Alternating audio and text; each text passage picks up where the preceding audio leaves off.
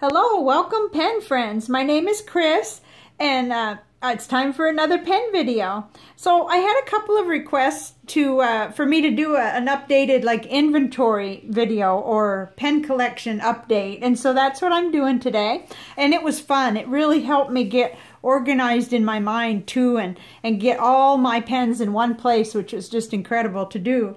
And what I've been thinking about for a long time is I really would like to keep my pens in rotation to 36. And I have the Monteverde 36 pen case, which kind of helps with that. But I've got 6 of them in my new rickshaw case. And these I'm kind of referring to as my pen royalty, because these are the pens that I'm reaching for the most right now. So in here I have my Noodler's Ahab.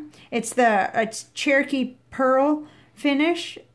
And then I've got my TWSBI Eco Clear in here. And the Mont Blanc 145 that was gifted to me. And the Jim Hines Custom Blue Storm pen that I won in Larry's giveaway.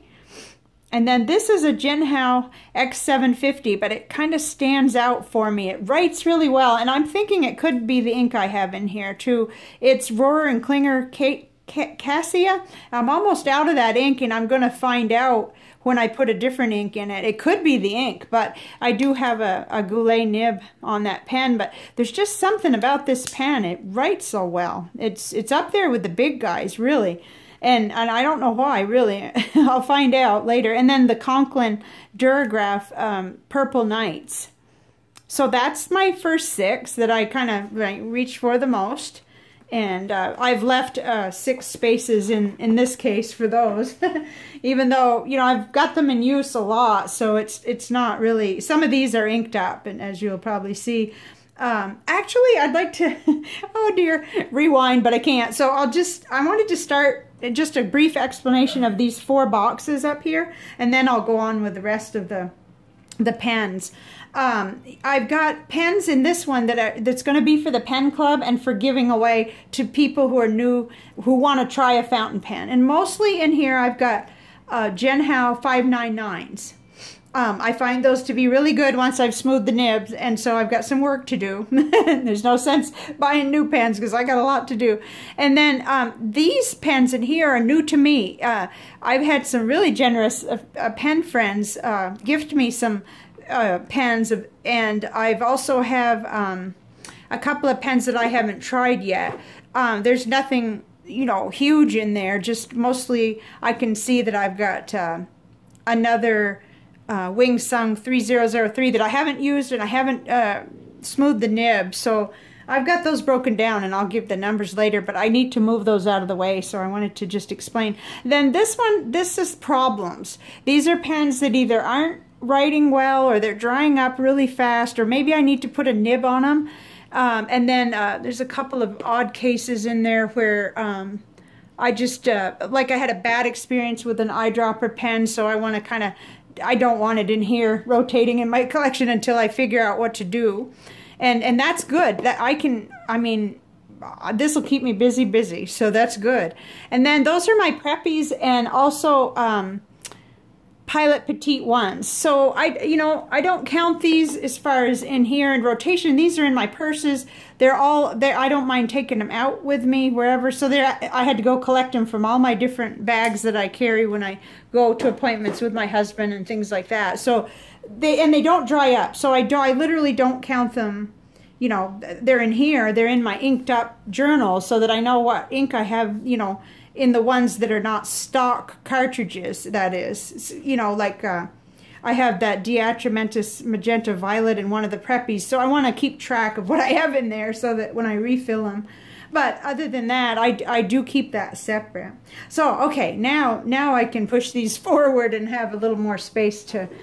I won't pull every single pen out of here, but I did want to have a little room in case I wanted to.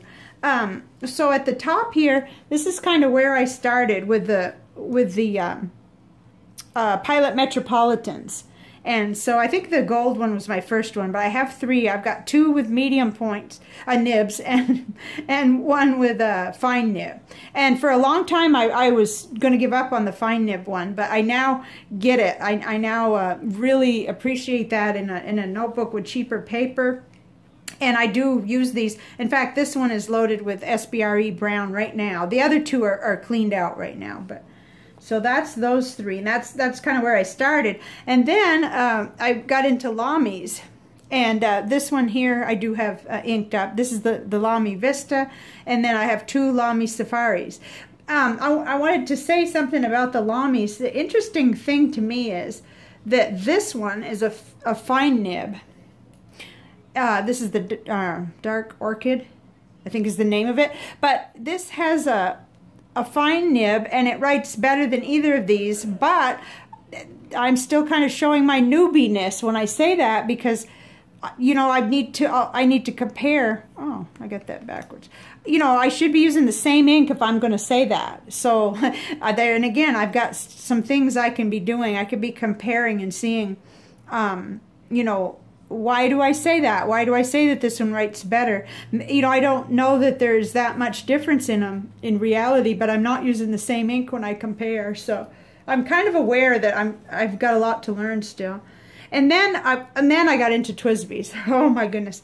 And of course my TWSBI Eco, the regular one, is in there. And then this is the Eco T that I just love it. It's got a fine nib, and I still love it, even though it's got a fine nib. So once I got into TWSBIs, it kind of started to spoil me for some of my Gen Hows, actually. I'll just be honest, because, oh my goodness, the ink capacity and the smoothness, the writing experience. So I have 2 of the TWSBI Diamond 580s, and I just love them. The rose one, I shouldn't have got it. It's just, I love the color, and because I'm crazy about Noodler's Black Swan and Australian Roses, and I knew that that's the ink I wanted for this pen. I already had the clear one, but I still ended up, well, my husband enabled me, encouraged me, and had me order it. So, but, you know, still, I already had this one, but I'm using them. This one's not inked up right now, but this one is. So then down here, these are 2 of the Gen How X450s that I did keep. I sometimes have a problem with these, but I've been having good luck with the Kaweco. I think this has a little Kaweco cartridge in it right now. I've been having pretty good luck with those, and I kind of have to stay on top of it, make sure I'm writing with it often, and of course that's true anyway.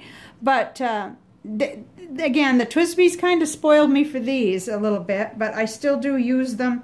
And there's other plans I have for switching nibs, and maybe even trying a flex nib sometime in one of those. And then I've had bad luck with this pen in a way, but I hate to give up on it because it's so pretty. It's the Gen How 159.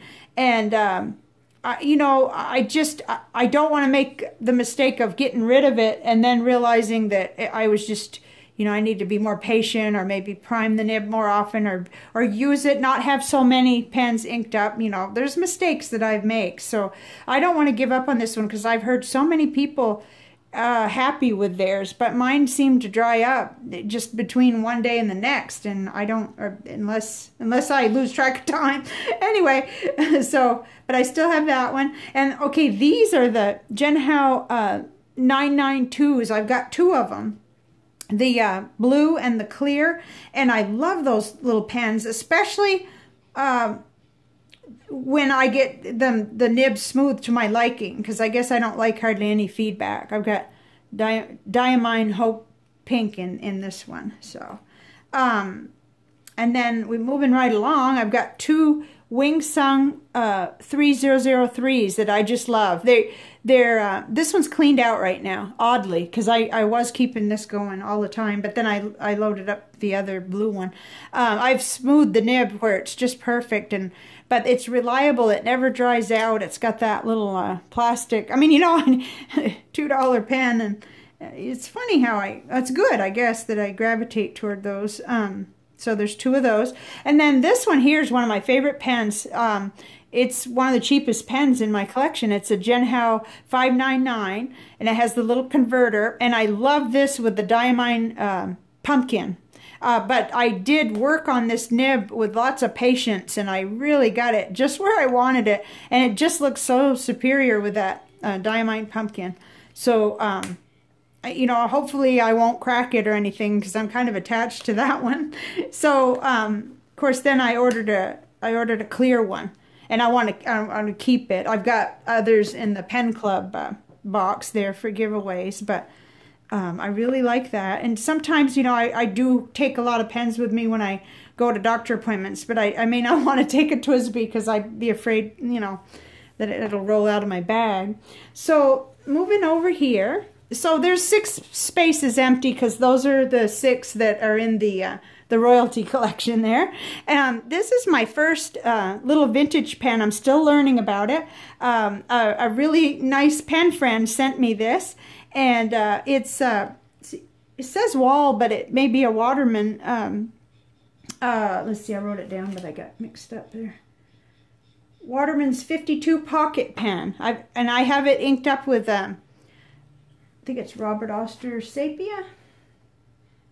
Oh, I don't have that right here. Anyway, it's my first vintage pen, and it has a little flex nib on it. It's really sweet, and I love it. It's an exploration, a new thing for me, completely new. All I have are different, you know, new pens, and so I've been having fun writing with it. It actually writes really well. So, but that's for probably another day, another review. And then this is a little pen I got for. It ended up costing me $4. Jane Davenport Incredible pen. I like to use it with my art, and it's got a Diatramentis document black in it, so I can just, you know, use that with my mixed media artwork. And some of this is redundant. I know I've talked about some of these pens before. There are a few that I haven't. This one's a little manuscript Dodec fountain pen. They have a whole line of calligraphy pens too, but this one has the little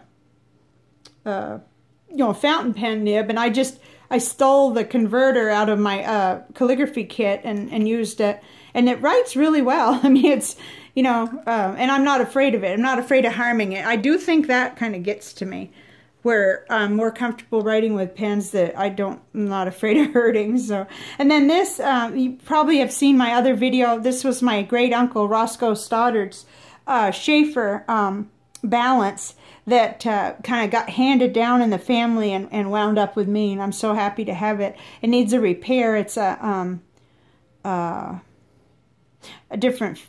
vacuum filler, and it does need to be repaired, but I can use it as a dip pen. So I love that pen. And then my recent acquisition was my Pilot Vanishing Point with the gunmetal finish with the iridium. I love it. I will say this about it. I have it loaded with Noodler's Heart of Darkness, and it writes really, really bold. So I'm really eager to go ahead and finish the ink that's in the pen and try a different ink and see if it's going to write that way, if it, you know, always or what. You know, it's okay, but I really did want a medium. So, but I have been told that it could be the ink. So, and that's, I believe it, because in any of my pens where I feel like the nibs are too fine for me, all I have to do is put the Noodler's Heart of Darkness, and I'm good with it. So must be it flows really well or something. So this is another of the Genhao X750s that I feel like writes really, really well. And it's got a Goulet nib on it too. This one's a silver instead of black. But I've had incredibly good luck with them, but I write with them every day too, a lot in my journals, so I don't give them a chance to dry up. You know, they just don't. And then this is it's not with the other TWSBIs, but it's down here with these little mini pens. This is the TWSBI Mini All, and I really love this pen. I love how it the cap screws on, so you get a nice secure posting, and your pen winds up regular sized for you, and it writes really well too. So I have really enjoyed that. I write with it all the time. And then this one here is one I had to work on really hard.